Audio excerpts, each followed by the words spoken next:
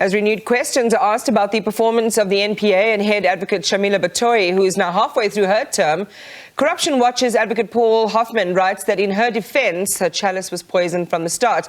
Either way, in a time where the public is looking for practical and psychological wins from prosecutions for corruption, when successful cases brought by the NPA prove elusive, such as the Nulane matter, all the public wants are wins and consequences against corruption. It does strike a psychological blow. This was billed as a completely winnable case. Millions winding up in Gupta companies from this Free State government's coffers, but was thrown out of court with contempt. The UDM as well, calling for a board of inquiry to be launched into Batohi's fitness to hold office. Here's Accountability Now's Director, Paul Hoffman. Paul, good evening to you and welcome. And part of our chat tonight is about your defense of Batohi in context. Your opening paragraph in your op-ed that you wrote gives your theory on the lack of reform at the NPA, that Batohi is almost being deliberately frustrated from doing so. And interestingly, you describe her challenges as being greater in the post-Zuma era. Why? Yes, well, everybody was pretending to be on the New Dawn and the renewal program and the anti-corruption program. But if you examine what has happened since the change of president, we are really doing exactly the same things as we were doing before, making the same mistakes as we were making before, and failing to correct them. The difficulty is that the Constitutional Court has said what the criteria are for our anti-corruption machinery of state, and those criteria are not in place. They are not in place in the Hawks, where the initial investigative work is done, and they're not in place in the National Prosecuting Authority. And you can't blame the public servants for that. You have to blame the executive and the legislature for not properly implementing a decision that they are bound to implement. It's as simple as that. The Glenister litigation spells out the criteria. They are not in place. They should be in place.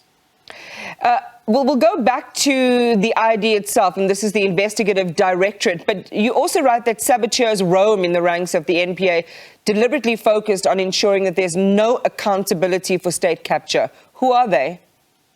Yes, these are the people who were planted there by Jacob Zuma. And the article that made you get in touch with me has a lot of commentary on it in Daily Maverick, setting out the identity of people who were really put there to see to it that state capture occurs with impunity.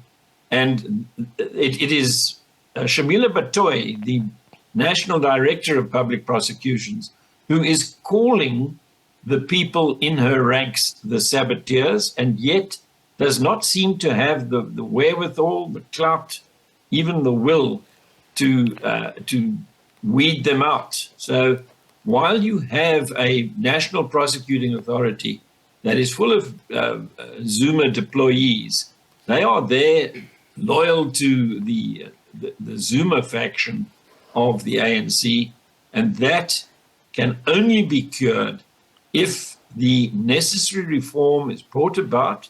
A new institution is created that is specialized, properly trained, independent of political interference and influence and impedance, properly resourced in guaranteed terms, and which holds secure tenure of office.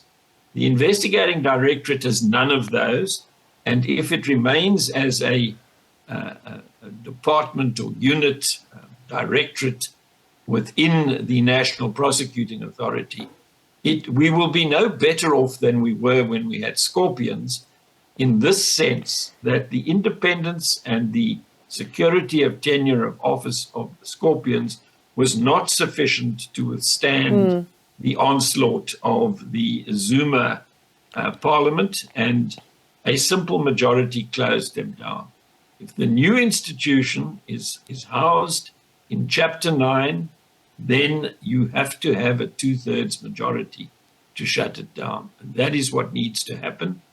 And I'm pleased to say that after many years of pleading for it. First in 2019, the IFP came on board and agreed with Accountability Now.